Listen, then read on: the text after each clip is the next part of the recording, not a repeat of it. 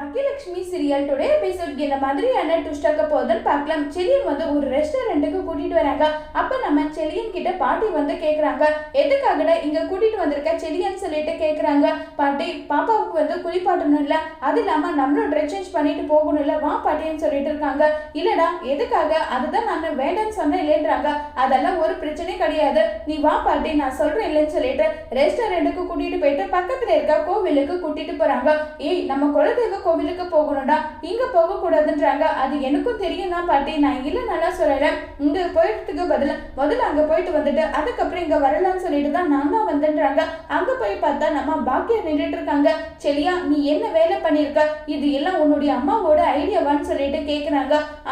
ஆமாம்மா, எனக்கு வேற வழி தெரியலன்னு சொன்னதும், எதுக்காக பாக்கியம் நீ இப்படி பண்ண, ஏன் இப்படி பண்ணன்றாங்க. அத்தை, நீங்க ஏன் இப்படி பண்ணீங்கன்னு சொல்லிட்டு கேக்குறாங்க. நான் என்ன பண்ணன்றாங்க. ஆமா, நீங்க பண்ண வேலை எப்படி அத்தை, ஒரு குழந்தைய அவ பெத்த தாய்கிட்ட இருந்து சொல்லாம தூக்கிட்டு வர்றது தப்பு இல்லையன்றாங்க.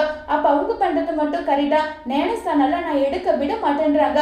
அத்தை, அவங்க மறுபடி அவங்க செய்யற கடமை அவங்க செய்யட்டும், நான் இருக்கேன் இல்ல, நான் எல்லாம் பாத்துக்கிறேன்றாங்க.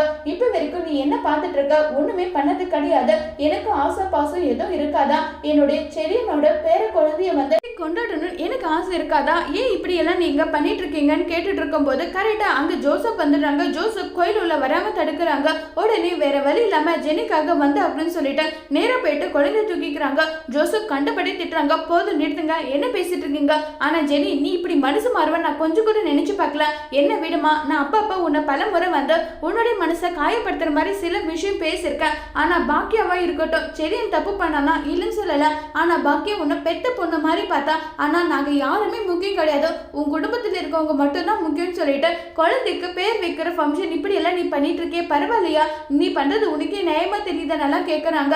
உடனே ஜோசப் இவங்க கிட்ட என்ன பேச்சு, வா நான் உன்னை கூட்டிட்டு போறேன்னு சொல்லிட்டு அங்க இருந்து கூட்டிட்டு போயிடுறாங்க. இப்ப செலியன் ஃபீல் பண்ணி கதறி அழுதுட்டு இருக்காங்க. செலியா, கவலைப்படாதடா, எல்லாம் நல்லபடியா நடக்கும்ன்றாங்க.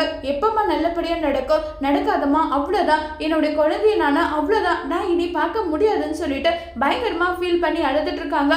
ஈஸ்வரியும் பாக்கியம் மேல பயங்கர கோபத்துல இருக்காங்க. அதோட எபிசோட முடிச்சிருக்காங்க. இனி வர போற எபிசோட்ல என்ன மாதிரியான ட்விஸ்ட் ஆக்க போது வெயிட் பண்ணி பார்க்கலாம். தேங்க்யூ.